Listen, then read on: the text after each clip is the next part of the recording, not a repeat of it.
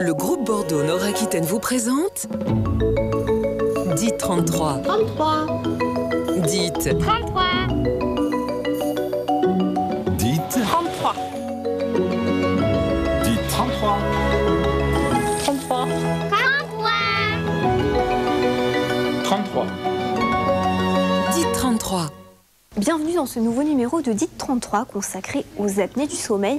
Qu'est-ce qu'une apnée du sommeil? Quels sont les symptômes qui permettent de poser le diagnostic? Comment les patients vivent-ils la maladie au quotidien? C'est ce que je vous propose de découvrir dans ce numéro.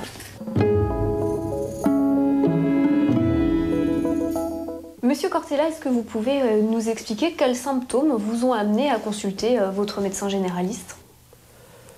Oui, c'est-à-dire que quand on vient chez un généraliste, il y a toujours des revues, des choses à lire, parfois très anciennes d'ailleurs.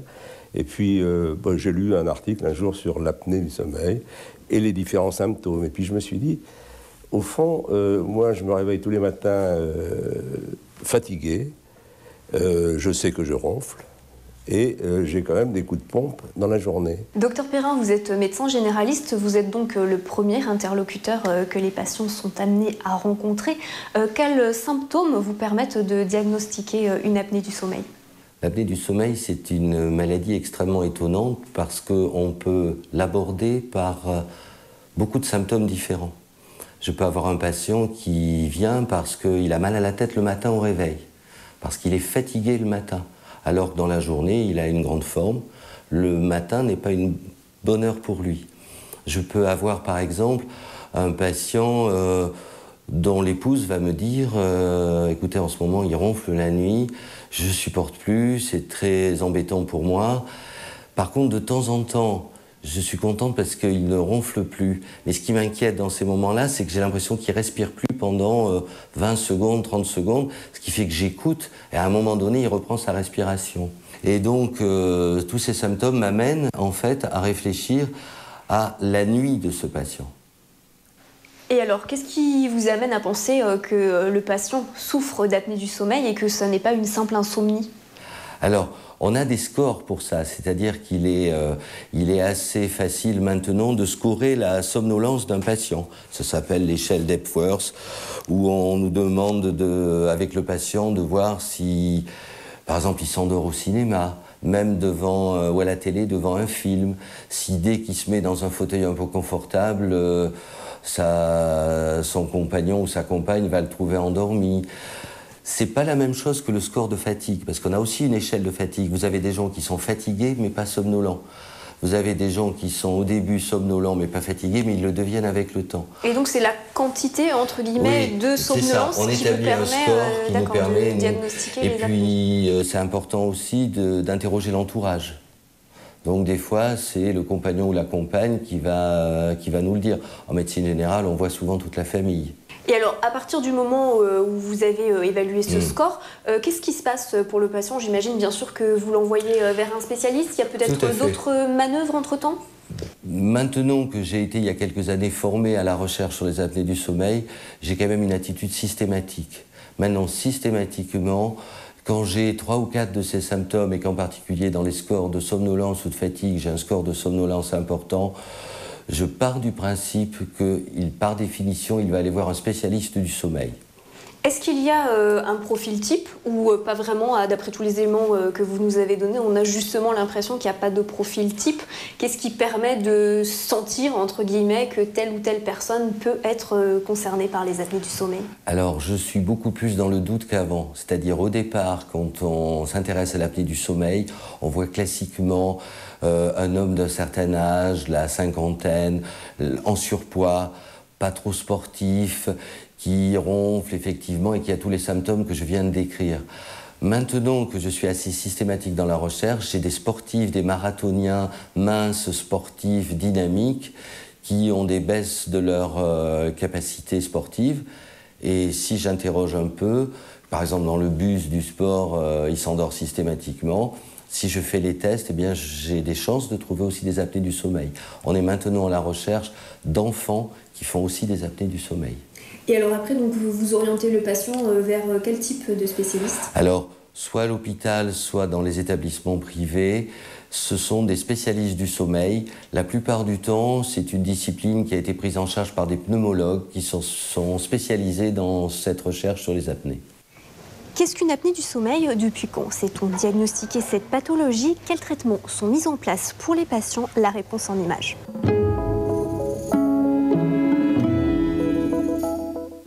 L'apnée du sommeil, une maladie dont on trouve déjà des traces dans la littérature du XVIIIe siècle, une maladie dont on ne parle pourtant que depuis quelques années seulement. Alors l'apnée du sommeil, c'est un trouble respiratoire qui survient pendant la nuit, plus exactement pendant le sommeil.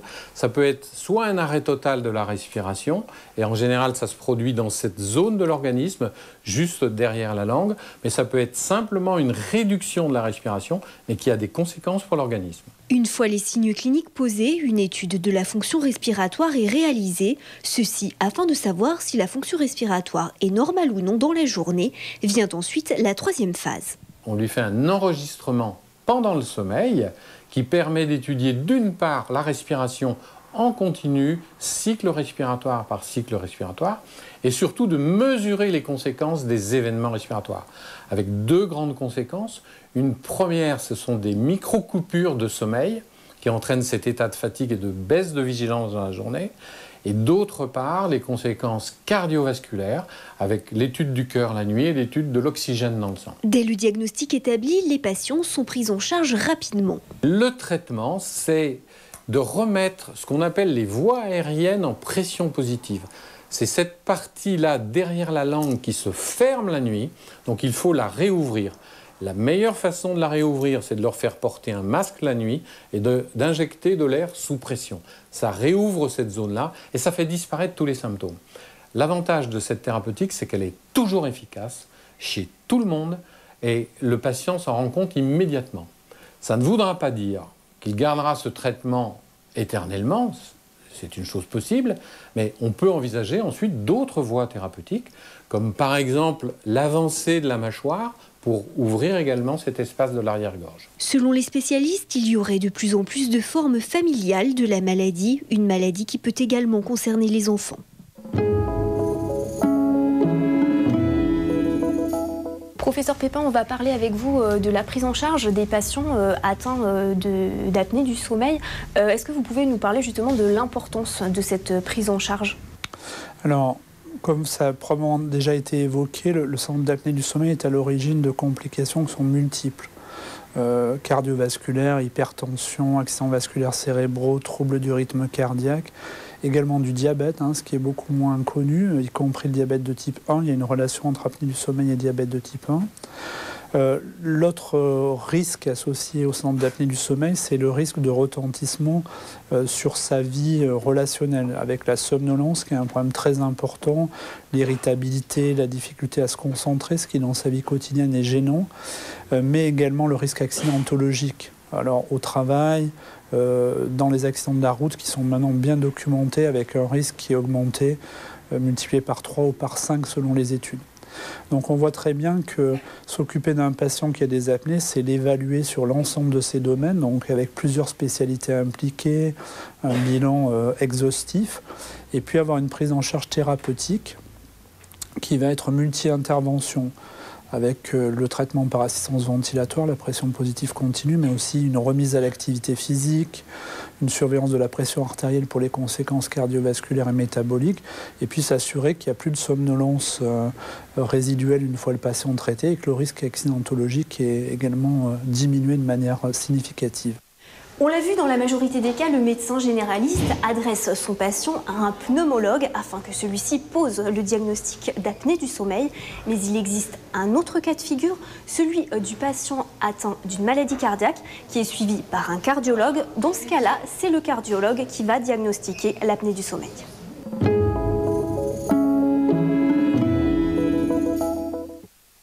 C'est en 2008, alors que Philippe Desmarais se rend chez son cardiologue pour une simple visite de contrôle, que le verdict tombe. Il souffre d'apnée du sommeil, un diagnostic et une prise en charge qui ont dès lors transformé sa vie. Ça change tout. Du moment qu'on arrive à dormir, on peut se ressourcer, on peut être beaucoup plus concentré dans la journée, que ce soit professionnellement. on est moins irritable aussi avec les personnes qui nous entourent. Philippe a ainsi pu retrouver le sourire. Auparavant, il lui arrivait de se réveiller jusqu'à 500 fois au cours de la nuit, même s'il n'avait réellement conscience que de 5 ou 6 éveils seulement. Dans son cas, c'est donc un cardiologue qui lui a diagnostiqué les apnées du sommeil. Nous, les cardiologues, on a un rôle de dépistage. On sait que les patients qui ont des troubles du sommeil en cardiologie, c'est extrêmement fréquent. C'est un patient sur 3, voire un patient sur 2. Donc, il faut avoir cette sensibilité, il faut savoir reconnaître les troubles du sommeil et il faut savoir ensuite le dépister, c'est-à-dire utiliser des appareils de dépistage.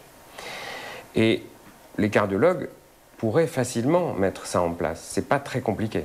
Il suffit de se procurer un appareil, d'apprendre à l'utiliser, de se former sur la pathologie du sommeil et puis ensuite de commencer à prendre en charge de façon simple ces troubles du sommeil.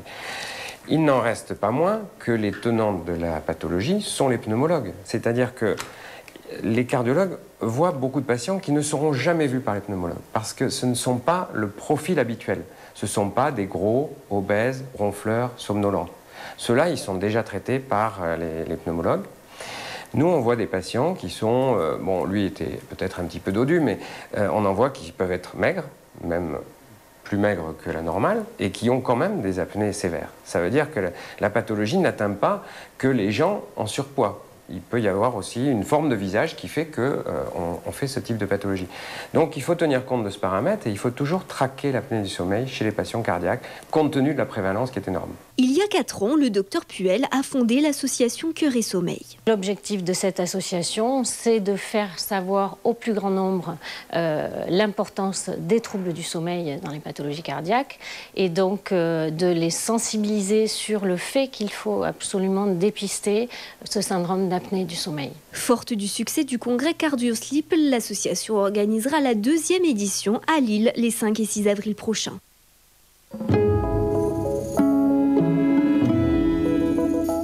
Docteur Sapen, différents spécialistes interviennent sur la prise en charge des apnées du sommeil. Est-ce que vous pouvez justement nous en dire un petit peu plus ? Oui, alors les premiers spécialistes, ce sont les pneumologues, parce qu'ils traitent par la respiration. C'est une anomalie respiratoire et on traite, comme nous l'avons vu, avec un masque. Mais il y a d'autres traitements qui se développent, en particulier les traitements orthodontiques avec les orthèses d'avancée mandibulaire, et peut-être de façon plus importante dans les années à venir, des traitements par chirurgie de la face, des chirurgies maxillo-faciales. Et alors cette pluridisciplinarité, elle est évidente, elle est essentielle dans la prise en charge de l'apnée du sommeil ? Elle devient évidente. Elle ne l'était pas jusqu'à présent parce qu'on pensait que c'était une maladie respiratoire simple. Et en fait, on s'aperçoit que les choses ne sont pas si simples que ça.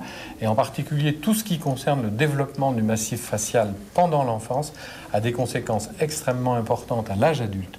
D'où la nécessité de se rassembler, d'une part, avec ce qui n'existait pas jusqu'à présent, les pédiatres. Et les pédiatres vont s'intéresser de plus en plus à cette maladie. D'autre part, les spécialistes qui s'occupent des maladies cardiaques, cardiovasculaires, voire les neurologues avec les accidents vasculaires cérébraux. Tout ce qui concerne les maladies métaboliques, en particulier le diabète, car le surpoids est une donnée importante de la maladie de l'apnée du sommeil. Et je crois donc savoir qu'il va y avoir un service pluridisciplinaire à la clinique Bel Air. Vont se regrouper, en particulier dans le cadre du groupe Bordeaux Nord, à la clinique Bel Air, pour pouvoir travailler ensemble et de façon rapprochée. Et ça sera en 2014 ? Début 2014.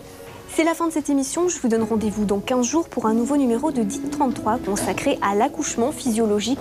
Qu'est-ce qu'un accouchement physiologique ? Pourquoi les futures mamans ont-elles décidé d'accoucher comme cela ? C'est ce que je vous propose de découvrir dans 15 jours dans DIT 33. DIT 33 avec le groupe Bordeaux Nord Aquitaine. DIT 33. 33. DIT 33. DIT 33. 33. 33. 33.